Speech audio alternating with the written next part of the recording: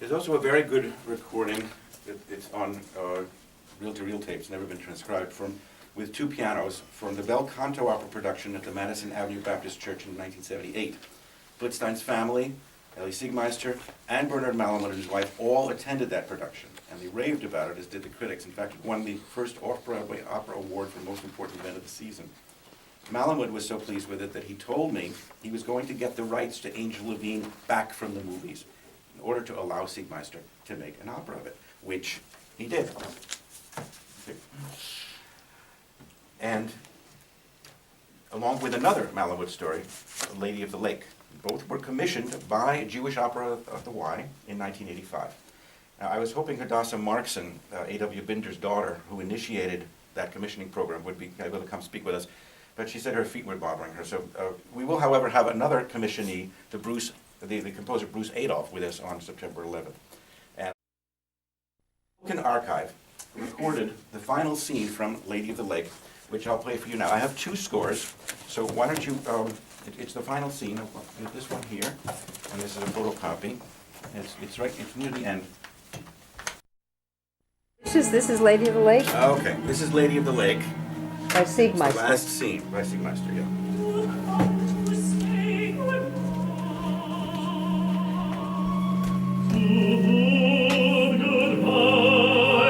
I have come to marry you. 94.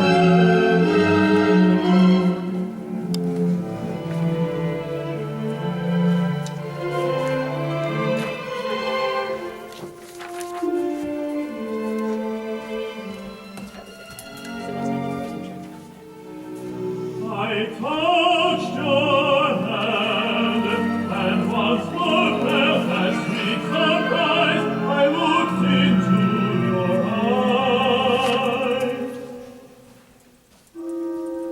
My dearest love, we must now say goodbye. But why goodbye? Have I not said I've come to marry you?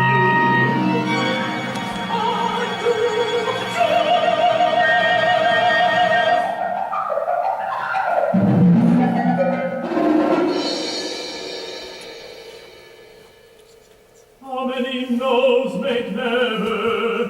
Why do you persist with such foolish questions? Because I hold you.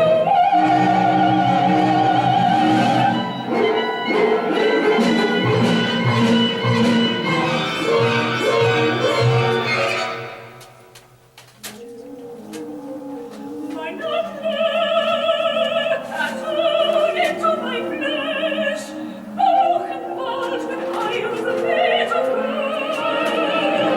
Torches sent us there, the naughty did it. Oh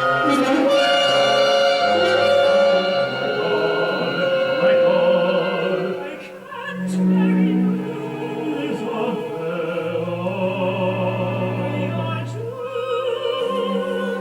Isabella, my past is meaningful to me. Isabella, it is your goodness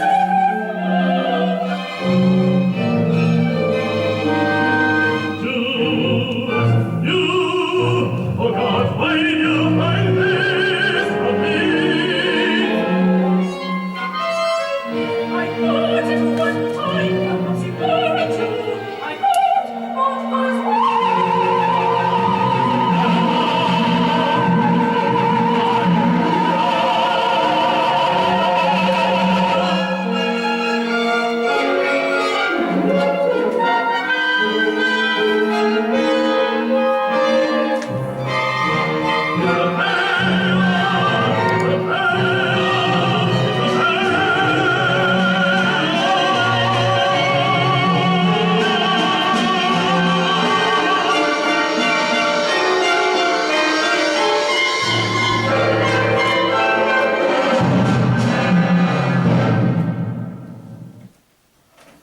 Yeah.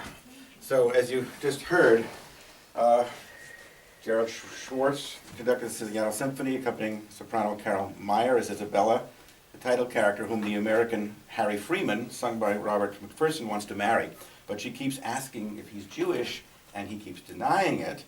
She then opens her blouse to reveal a tattoo acquired in Buchenwald and vanishes from his life. Now, I remember Ellie told me he found this scene very dramatic. And I couldn't help thinking he must have been inspired by the denudation scene in my own opera, Hannah, written 6 years earlier. At his production, though, the director told the composer there was no way the soprano was going to do that, which rather diminished the drama, the way the Met telecast of Salome falls flat when the camera pans completely away from the courageously nude Curita Matula. Unlike Angel Levine, which had a pretty successful revival with the Center for Contemporary Opera a few years later, Lady of the Lake has never had another production. Now, one more Malamud opera I'm going to play you just a bit of was premiered right here in this building. You will recognize the auditorium.